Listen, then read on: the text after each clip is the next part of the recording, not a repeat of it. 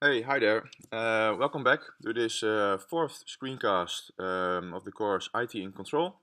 I hope you still enjoy the way we organize this screencast. As I mentioned, this is the first time, some kind of maybe tryout, but we hope for you it helps you to get familiar with the information, the topics we have lined up within this new course. Um, um, anyhow, I already enjoy recording this screencast. So for today, we have I think an actual modern topic, cybercrime, as we see in the world and our surroundings, is cybercrime, where it was before more like a type of vandalism. Is it now? Now it's more like a business model. Organizations getting money out of it. So we see more intensive risk of cybercrime. So therefore, I think it's a good topic to integrate in this new course, IT in Control. We leave the book Selig behind us. For today, we're only focusing on two chapters of Romney and Steinbart.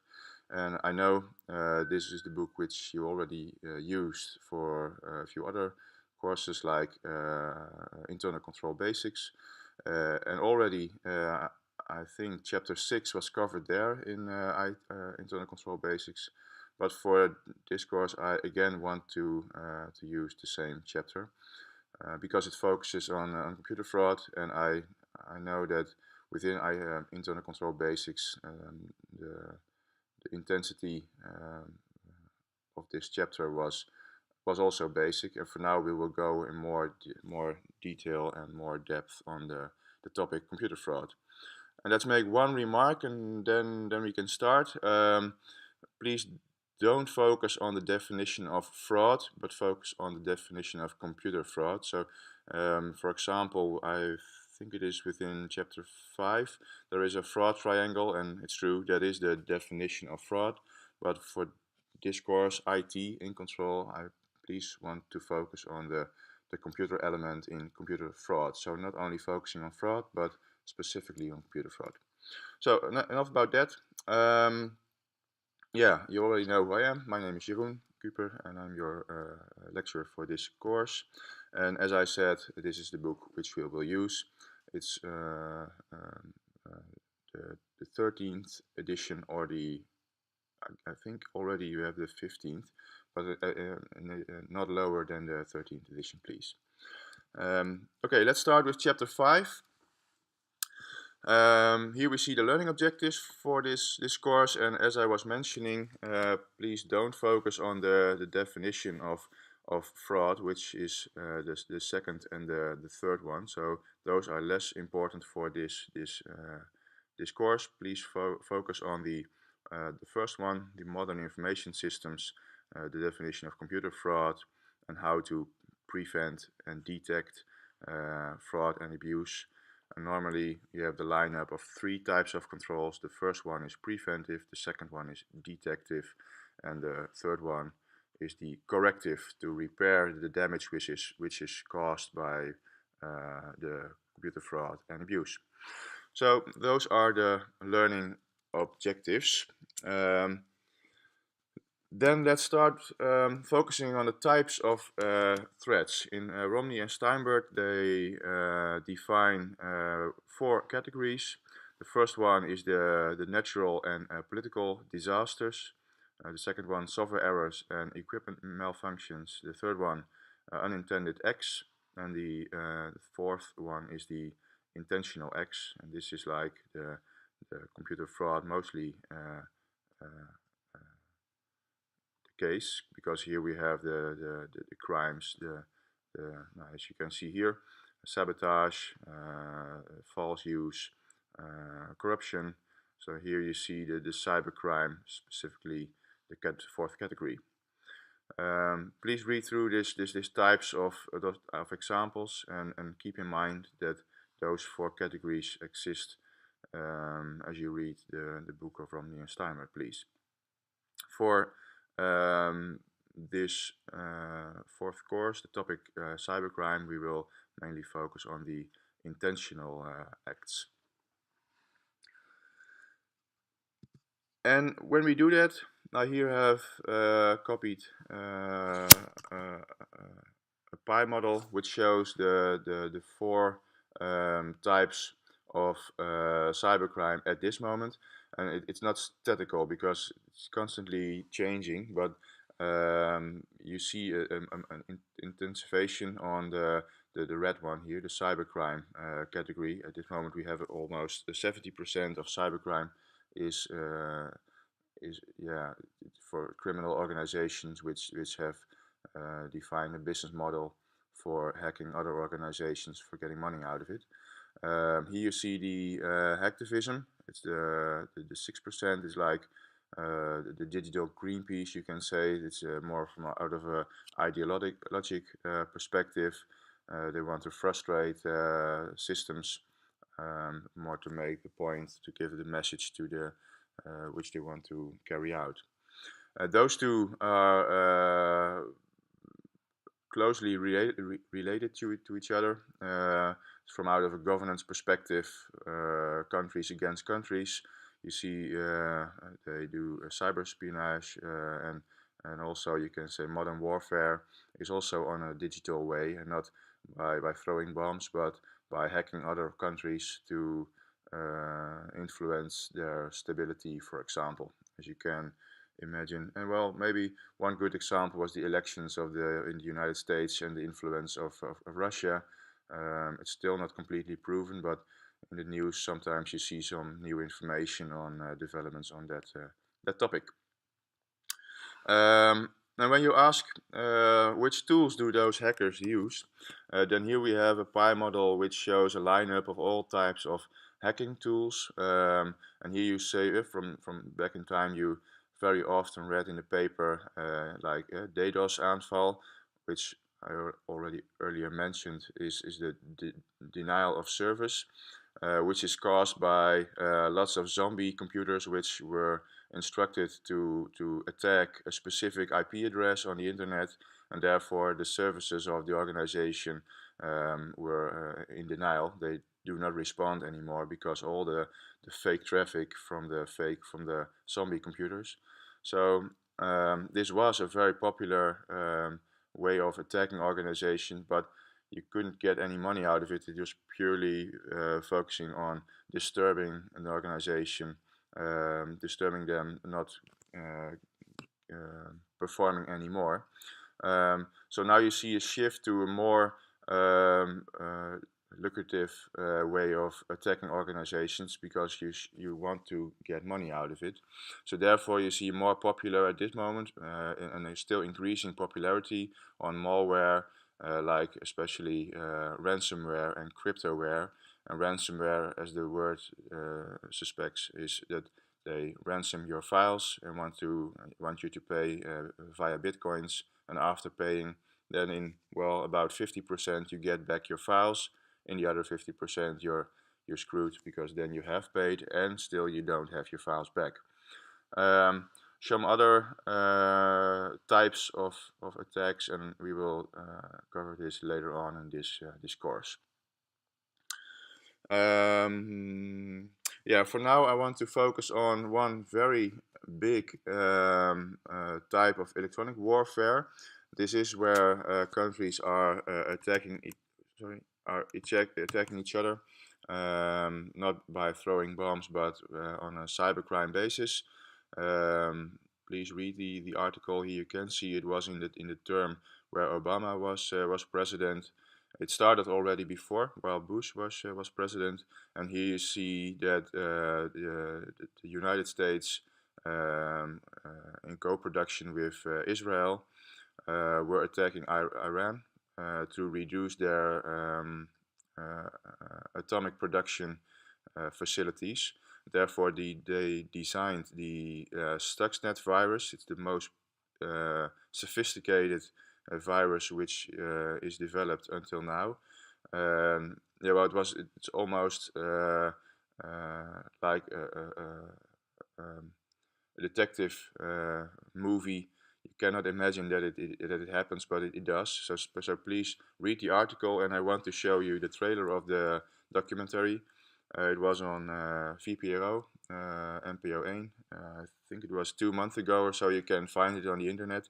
It's very good documentary, I think, and very interesting to watch. It's about 2 hours, so it's a little bit long, but it explains how the US and Israel planned their attack on Iran. So please now let us watch the trailer.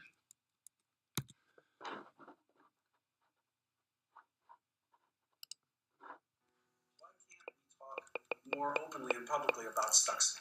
Two answers before you even get started. I don't know, and if I did, we wouldn't talk about it anyway. Something as simple and innocuous as this becomes a challenge for all of us to maintain accountability and control of our critical infrastructure systems. This actually contains the Stuxnet virus. It's impacting industrial control. Is this something that's coming after the homeland? If you get up in the morning and turn off your alarm and make coffee, power plants, power grids, and pump gas, transportation, telecommunication, and use the ATM, you've touched industrial control systems. It's what powers our lives. Most of these systems are relatively easy for a sophisticated hacker to get into. The security experts who are studying Stuxnet really think it required the resources of a nation state. It spread to any Windows machine in the entire world. We didn't know if it was set to turn off all electricity plants around the world, or it would start shutting things down or launching some attack. It was blowing up centrifuges, and it was leaving no trace. There had been assassinations of nuclear scientists. some human assets had to be involved. Spies. It went beyond our worst fears, our worst nightmares. This is not your ordinary criminal doing this. This is someone bigger. The monster turned against its creator, and now everyone is in this game.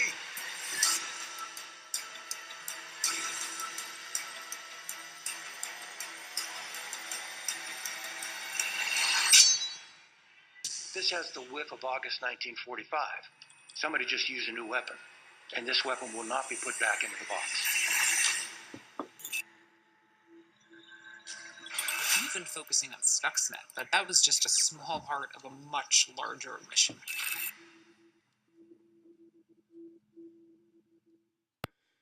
So while you were watching this trailer, and I hope you enjoyed it, I was watching at the VPRO website, and unfortunately the complete documentary isn't on the website anymore. And yeah, well, maybe you can find it on the internet. The internet is full of short elements out of the documentary, but the full documentary I couldn't find at this moment. But still, the Stuxnet virus and the attack of the US and Israel against Iran, it illustrates perfectly the modern warfare situation, and it is a type of cybercrime actually, and so therefore I want to show you this trailer. For now, we go on further with computer fraud, and as I was mentioning earlier, this is the type of fraud triangle. You have to have an opportunity, rationalization to explain why you're doing it, and you have to have pressure. For this course, IT in Control, and specifically this topic, cybercrime, it is not purely focusing on the fraud triangle. It is a definition, and it is true, I think, but for this course, it's not that important. So we will focus more on computer fraud, and there we see 3 examples out of the book from Romney and Steinberg. It's on unauthorized theft, use, access, modification, copying, or destruction of software, hardware, and data. And therefore, later on in the privacy screencast, we will see that cybercrime has a close interference to privacy, because as I were mentioning, a popular way of malware is ransomware, cryptoware, and there they are hijacking your data, and their privacy comes in place also because unauthorized people had access to your files, and therefore you have to ask yourself, did they have access to the data? Could they view my data? Could they see what's in my data? And therefore privacy is an issue also. So privacy and cybercrime are very closely related to each other. There we have also the thefts of assets, and we have obtaining information of tangible property of illegally using your computer. So as I mentioned, these were examples, but I think the first one is covering almost all types of computer fraud actually. Then we go on to ways to prevent and detect. We have 3 slides with a summary of ways to prevent and detect. And for this screencast, we will give a quick overlook, but I would like to advise you to read it more carefully when you start studying this topic, and pay close attention to this table with the summary, because Romney and Steinberg have lots of lists and tables and summarizations, and I want to help you focusing on the most important ones. So this is one, I think this is an important one, and within the book you have more detailed information about the topics in this summary.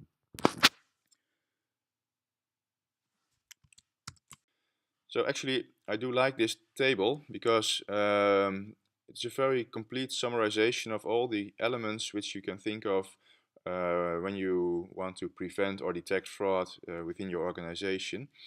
And what it also does, it makes a good differentiation between technical measures and more organizational manners. Because let's focus on the first elements here. You see organizational culture, structure, risk appetite, oversight from the board of directors, all organizational measures, not specifically technical. So here is nothing about virus detection, firewalls, virtual private networks, encryption, nothing at all. You see they start with the organizational, the people awareness, very soft skills, you can say, but in practice we see that when organizations have a good focus on awareness campaigns, that they pay attention on informing their people on the risk of cybercrime. When you have an organization where the awareness level is high, they are better prevented against cybercrime risks and computer fraud. So therefore, it's a good summarization. Please pay attention to all the elements here when you start reading the book. Another thing I like on the table is that it gives more inside information on the 3 key topics when you want to prevent and detect and correct on the cybercrime risk. Because first you focus on preventing it, you don't want to happen it at your organization, but when it does happen, your prevention did fail, then you want to detect that it actually happens at your organization. And when you have detected the cybercrime attack, then you want to reduce the impact, and then afterwards you have to correct the damage which is caused by the cybercrime. So here on the first element we focus on make fraud less likely to occur, and here we see the second part out of the 4. It says increase the difficulty of committing fraud, so you have to take measures that cybercrime or computer fraud can't take place at your organization. And the last slide, it focuses on improvement of detection. So you want to have monitoring and logging in place to adequately detect and isolate a cybercrime, and afterwards you have to reduce the fraud losses, so you have to repair the damage which is caused by the cybercrime attack. So as I said, please read it carefully, and in the book you see more detail and information after each bullet. For now, I want to go on further within this screencast. So we now shift to chapter 6, and chapter 6 focuses more in detail on the different techniques, and therefore I want to start with a very recent attack on the Rotterdam port. But before we do that, let's start focusing on the learning objectives. And here we see them. Those 3 are the learning objectives of this second chapter. So again, it focuses on the several types of attack and abuse tactics. It focuses on social engineering. We will talk about this in the lecture next Friday. And the different types of malware. There is a very long list in this chapter, and we will lift out a few of the types of malware. And we were showing the types of malware a few slides back, where you saw the pie model with all the types of cybercrime techniques. But there is a longer list with more detailed what it is, how it works, and how it is used. We will go on that later on. So, as I said, let us start with the attack on the Rotterdam port, the Rotterdamse haven. Here you see I think he was the chief security officer of the Rotterdam port, and they were attacked by a very popular cybercrime virus, which was the WannaCry virus. I do imagine that you have read about it. It was very popular during July 2017, a few months back.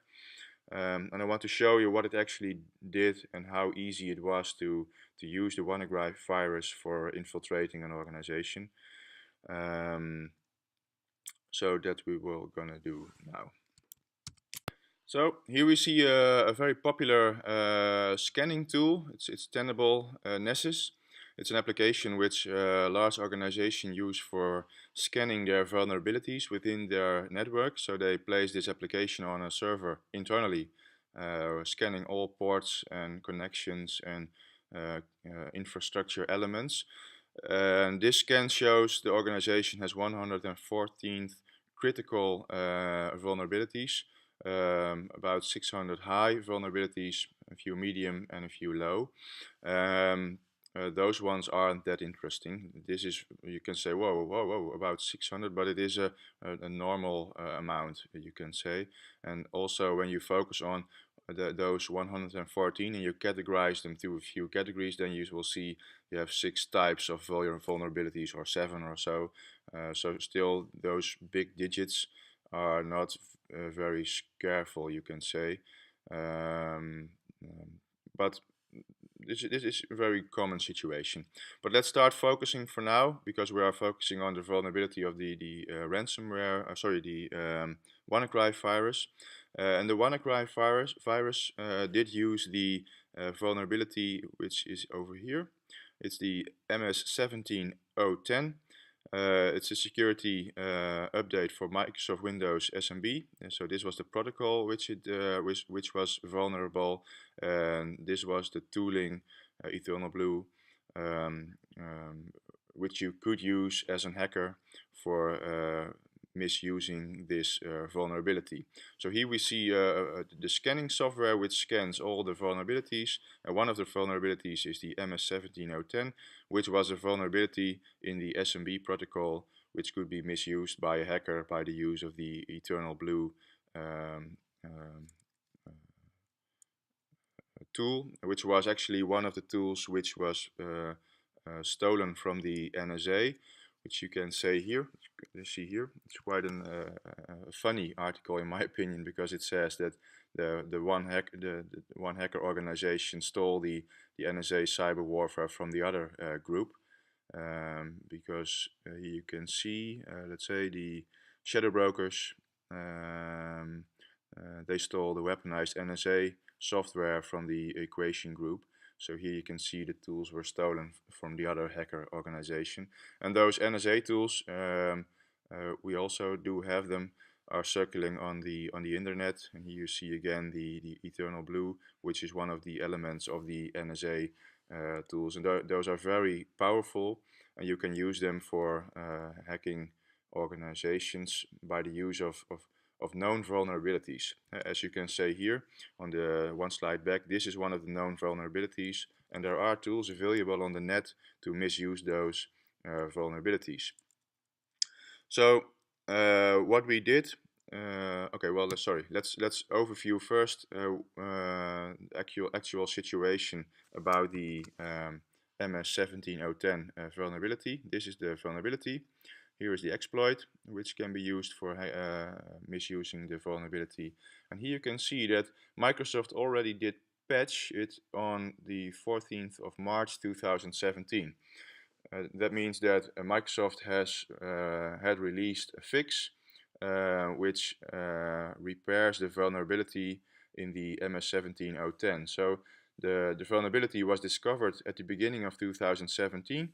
It was repaired, or sorry, there was a repair available on the 14th of March.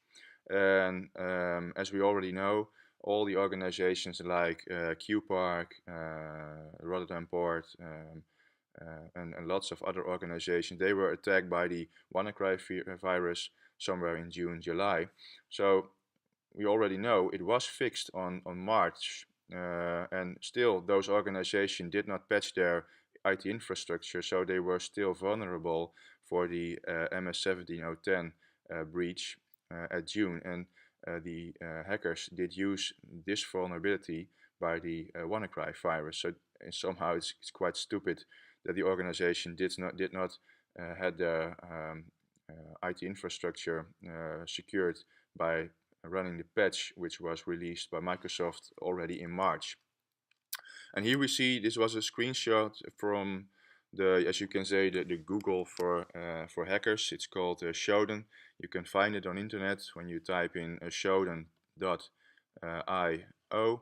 Then you get on this website, and here you can search on all the organizations with the SMB protocol version 1 with operating system version 2008. So in this configuration you are still vulnerable for the WannaCry virus. And this screenshot is about, I think, 3 weeks old now, and here we see about 300,000 computers which all have an IP address, which are on the internet, which are still vulnerable for the MS-17010 virus. And here you can see it on the map.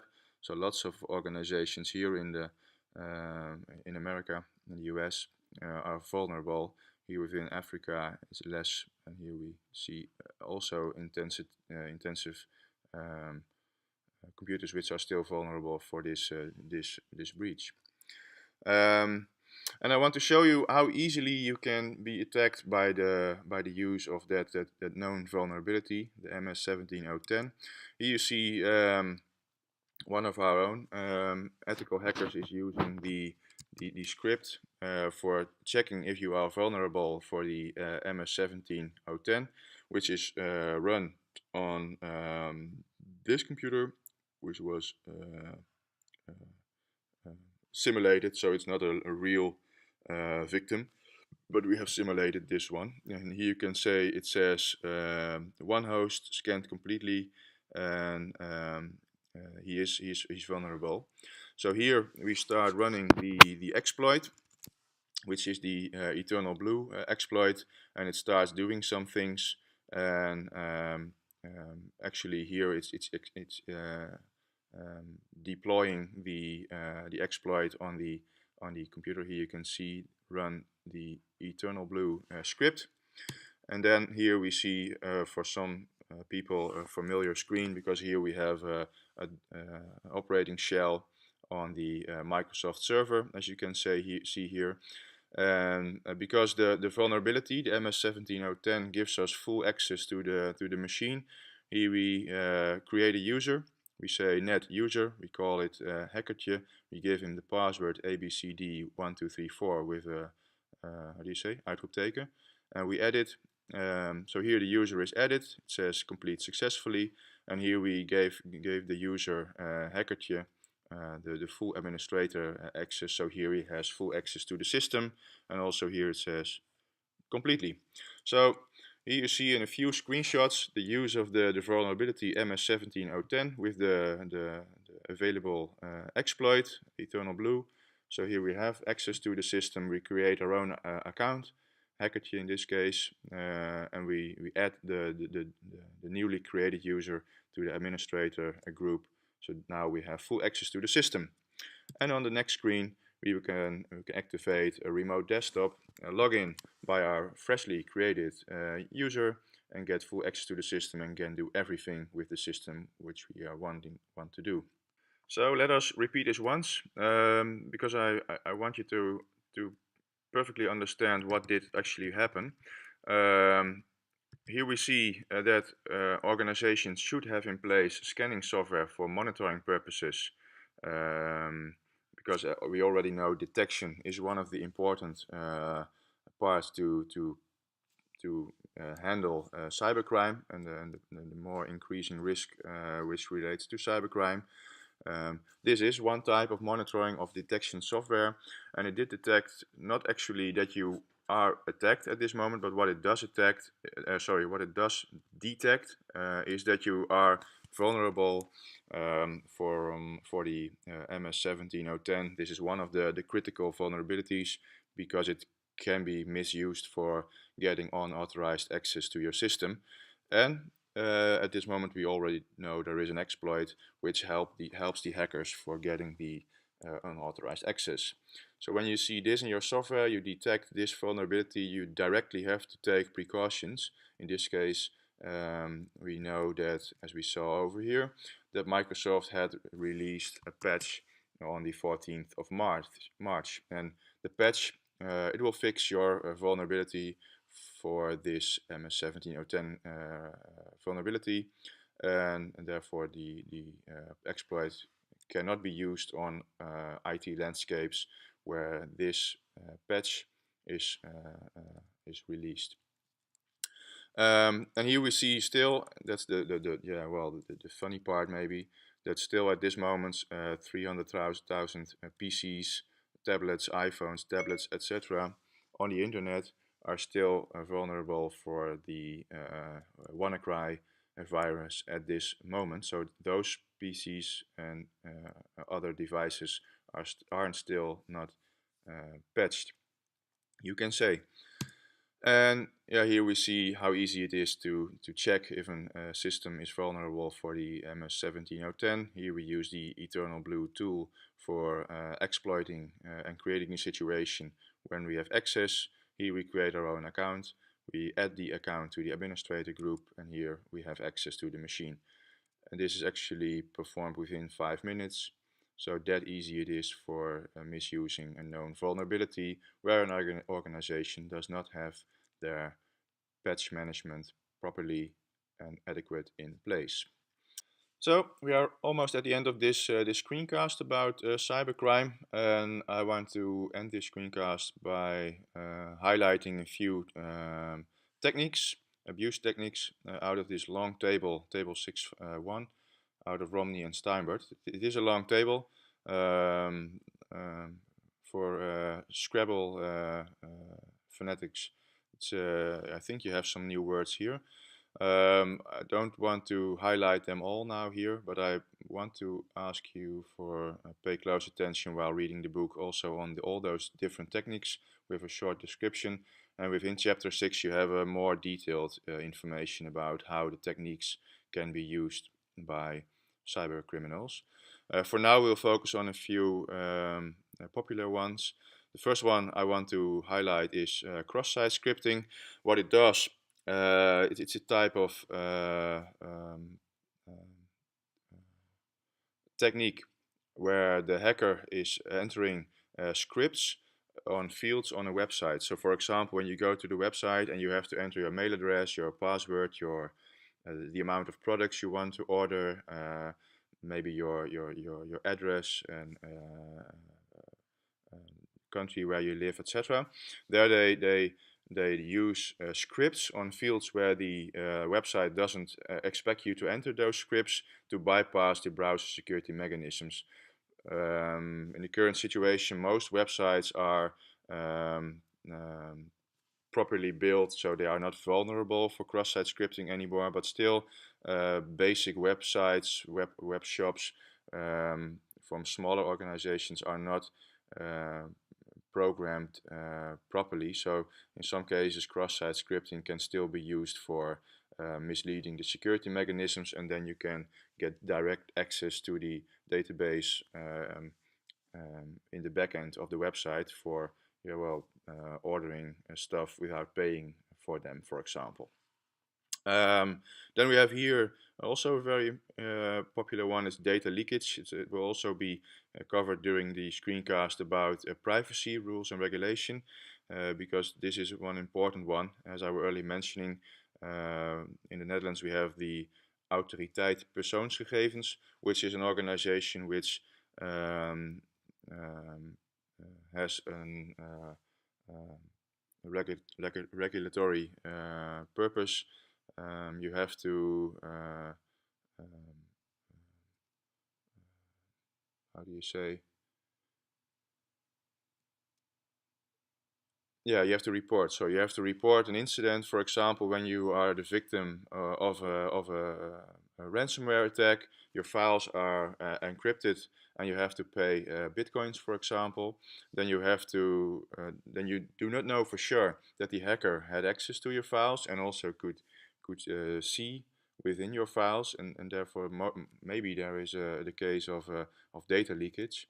And therefore the Autoriteit Persoonsgegevens wants you to report the incident, the security incident, because maybe there was the case of data leakage.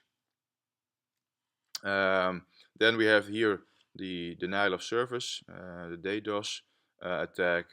This one I want to highlight here, dictionary attack. Dictionary attack is the technique where the hacker uses a long list of popular password phrases, for example, like QWERTY, because it's the first characters on your keyboard, or 1 2 3 4, or welcome 01, welcome, etc.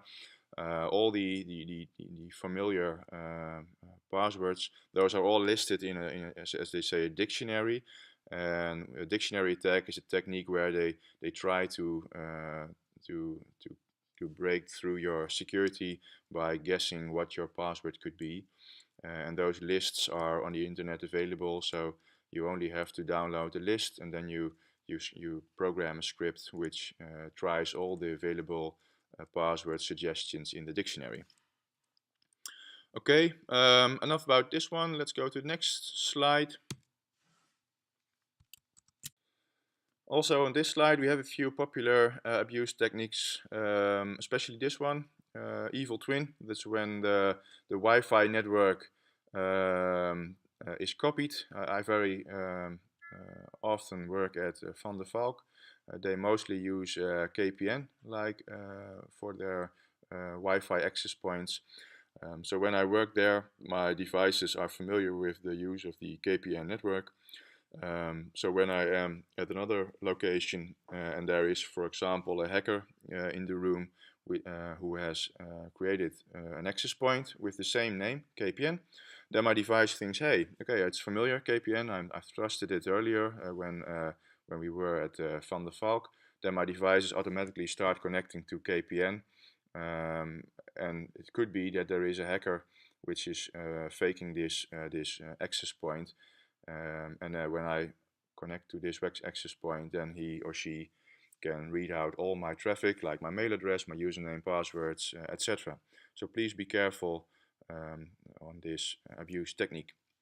The other one which I want to highlight is identity theft. And because of all the Facebook, Twitter, LinkedIn profiling pages, people are putting all stuff of information on the net, like pictures, names, complete references of what they did in the past, who they are friends with, etc. So it's quite easy to copy someone else's identity and misuse it for illegal purposes. So please be careful with what you are putting on the internet. Identity theft is increasing in popularity. Then let's see. Yeah, this one, malware, is quite a broad definition, because all types of software which has not a legit purpose, like ransomware, cryptoware, spamming, viruses, all those types of software have a malicious purpose. So it's quite a broad definition of all types of malicious software. And the last one here, man in the middle, also very popular in a business use. Man in the middle is where the hacker situates himself or herself between two organizations which are communicating to each other, and on the specific moment when the one organization get the goods delivered, then they should pay the other organization, and then at the moment when the financial transaction takes place, they interfere the communication by changing the bank account number, so the money goes to the incorrect number and not to the organization which has received the goods, but to the man in the middle. And therefore the one organization has delivered the goods, but the other organization did pay, but not to the organization which did send out the goods. So this is very nasty one, because then the goods are delivered, and there is already paid, but not to the same organization who did deliver the goods. So this is a big problem, because then you have the question, yeah, should we receive back our goods? And the other organization said no, because we did pay. And the other organization said, yeah, well, we did receive no money, but we did deliver the goods. So yeah, how do we solve this situation? It's very complex. And the man in the middle, the organization which has the money, mostly work with fake bank accounts, so you can't trace which organization is behind the man in the middle attack. This is quite a popular one, so please remember this type of technique. So now we arrived at the third slide out of 5 with several abuse techniques to go. We started with 6, but there was some duplication within the slide, so I have changed it on the go. So after this one, 2 to go. A few one here also, we see again phishing. We see, was a little bit lower, I think. Phishing, farming, also several techniques. There is some redundancy within this. Here was also, for example, ransomware, and ransomware is a type of malware, you can say. So there is some duplication in the techniques which are summarized in the book. Ransomware is by far the most popular at this moment, and I think in the future we will see a lot more of ransomware situations within organizations. This is purely the start, and I think it will exponentially grow in a major risk for all organizations. At the current situation in my own practice, I see for about, I think, 80% of my clients has been hit by a ransomware attack. Some organizations have as a result, had an outage for about an hour or 2 hours. They had to put back files from out of a backup facility. But one of my clients lost everything. All data was encrypted and was lost. So now they are communicating with their clients for, please send me again the contract which we had, because our contracts are lost. All the files, the PDF files, Word files, Excel files, mail servers, everything is lost as the result of the ransomware attack.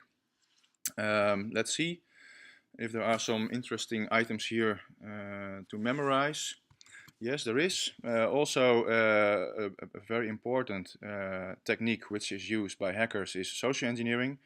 It is nothing to do with technique, no hacking skills or so what. It's purely on a social level, by talking to people, getting familiarized, dress code, wear a tie, and everyone trusts you, and you can walk through, and within a few minutes you are inside an organization and have access to all the systems. For example, within a hospital is typically a type of organization where the client and the medical personnel are walking through each other. So it's hard to distinguish, does the person work there, or is it a client or a patient in this example.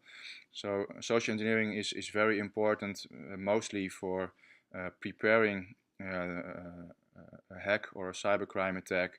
You need to know how the organization is organized, who is working where, who can do what, and therefore social engineering is a good abuse technique. Spamming, also mostly via email. Spyware is also a type of ransomware, you can say.